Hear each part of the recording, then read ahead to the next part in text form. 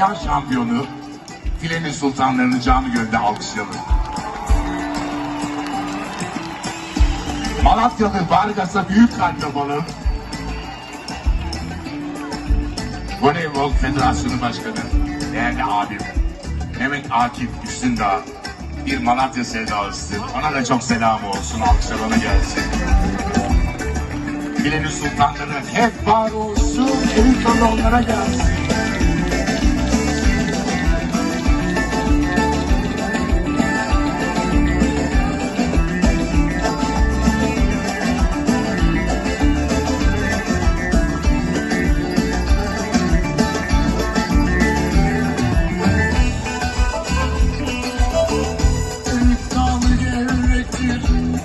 Kaldı gevrektir, kanım basmaya gelmez. Ay basmaya gelmez.